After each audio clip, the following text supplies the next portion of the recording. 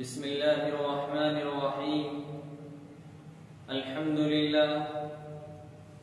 لله العلي الأكرم الذي علم الإنسان ما لم يعلم، وصلى الله على النبي الأعظم سيد العرب والعجم وعلى آله وأصحابه وبارك وسلم.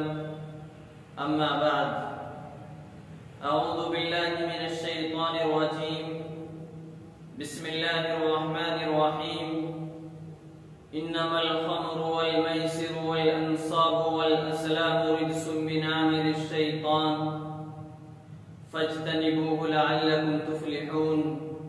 صدق اللہ العظیم.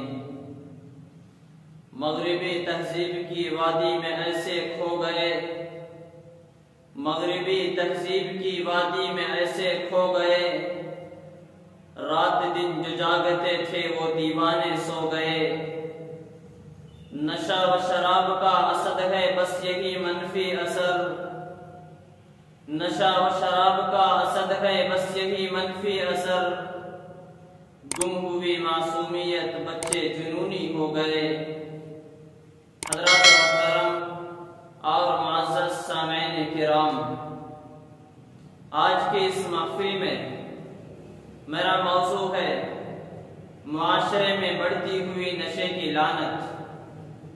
تو مجھے بلا تمہید کہنے دیجئے کہ نشہ خمار زیست بلکہ سلانے والا زہر ہے، اور سونے والا کبھی جاگنے والے کا مقابلہ نہیں کر سکتا. سوئی ہوئی زندگی ایسی ہے جیسے ہوش مند انسان کے مقابلے میں بے ہوش انسان. افراد کے ہاتھوں میں ہیں اقوام کی تقدیریں، ہر فرد ہے ملت کے مقدر کا ستارہ. جب کسی قوم کے افراد نشے کی لت اور خمار زیست میں پڑ جاتے ہیں تو پوری قوم ہی بستر استراحت پر دراز ہو جاتی ہے اور ہمیشہ ہمیش کے لیے تباہ ہو جاتی ہے. تاریخ شاہد ہے، زمانہ گواہ ہے.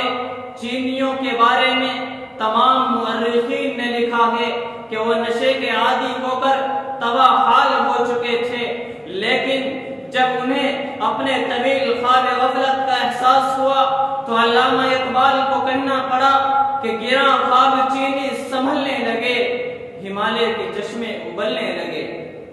گراں خواب چینی جو کبھی بھنگ اور گانجے کے مریض ہو کر ایک معطل اور ناکارہ قوم بن چکے تھے، اس نشے کے اترتے ہی تیزی کے ساتھ بدلنے لگے. قرآن کریم نے انتہائی حکیمانہ اور قطعی انداز میں مختلف الفاظ و اسالیب کے ذریعے نشے کی حرمت، شناعت اور قباحت کو آشکارا فرمایا ہے.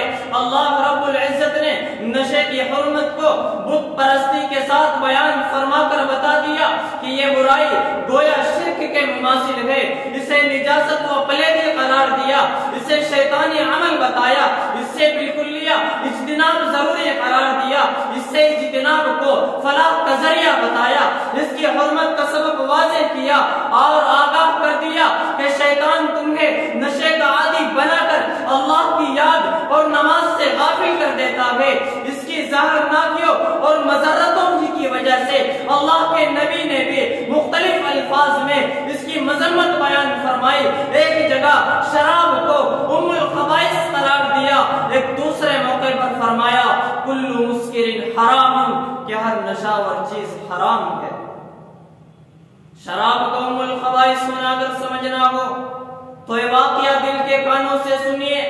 پچھلی امتوں میں ایک عبادت گزار آدمی تھا جو عورتوں سے الگ رہتا تھا. ایک بدکار عورت اس کے پیچھے لگی اور اس نے اپنی باندھی کو بھیجا اور کہلوایا کہ ایک معاملے میں آپ کی گواہی کی ضرورت ہے. اس بہانے سے اس شریف آدمی کو گھر کے اندر لے گئی، دروازہ بند کر دیا. وہ عورت خود بے انتہا خوبصورت تھی، اس کے پاس شراب کا ایک مٹکا بھی تھا اور ایک کمسن بچہ بھی تھا. عورت نے کہا کہ اگر تم رسوائی سے نجات چاہتے ہو تو تمہیں 3 کاموں میں سے ایک کام کرنا ہوگا، یا تو شراب کا جام پیو، یا اس بچے کو قتل کر دو، یا زنا کرو. اس عابد نے زنا اور قتل کو زیادہ سنگین اور شراب کو نسبتاً کم خطرناک سمجھ کر شراب پینا منظور کر لیا۔ جب شراب کا ایک جام پیا تو پھر جام پر جام پیتا چلا گیا اور نشہ اس قدر چھا گیا کہ پھر بچے کو بھی قتل کیا اور زنا بھی کیا۔ حضرات گرامی، دیکھا آپ نے، یہ ہے شراب نوشی کا انجام۔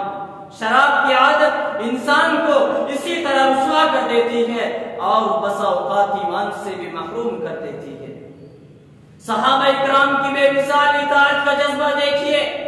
جب شراب کی حرمت کا یہ قطعی حکم شریعت کی طرف سے آیا تو یک لخت تمام صحابہ نے شراب چھوڑ دی، شراب کے مٹکے توڑ دیے۔ مدینہ کی گلیوں اور سڑکوں پر شراب اس طرح بہ رہی تھی جیسے برسات میں پانی بہتا ہے۔ ایک اور صحابی تھے، ان کا شراب کا بہت بڑا کاروبار تھا۔ انہوں نے ایک غلام کو ملک شام شراب لینے کے لیے بھیج رکھا تھا۔ ادھر شراب کی حرمت کا حکم آ گیا۔ انہوں نے فوراً اس کے پاس ایک قاصد کو بھیجا کہ جاؤ شراب کو جنگلوں میں بہا دو۔ اپنے مال و دولت اور روپے پیسے کی پرواہ نہیں کی بلکہ شریعت کے حکم کی پرواہ کی۔ صحابہ کرام کے اندر عملی جذبہ تھا۔ آج امت مسلمہ کے اندر عمل نام کی کوئی چیز نظر نہیں آتی۔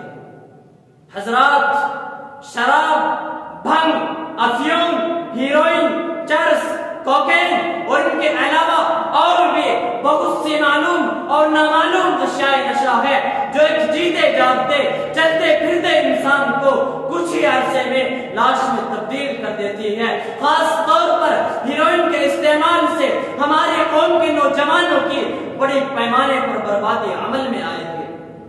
یاد رکھیے، صحت کی بربادی کا دوسرا نام نشہ ہے۔ نشہ ایک ایسا زہر ہے جو جسم اور ذہن دونوں کو تباہ کر دیتا ہے۔ پہلے گھبراہٹ، بے چینی، غصہ آتا ہے، پھر پھیپھڑے، گردے، جگر خراب ہونے لگتے ہیں اور پھر مختصر سا نشہ زندگی کا خاتمہ کر دیتا ہے۔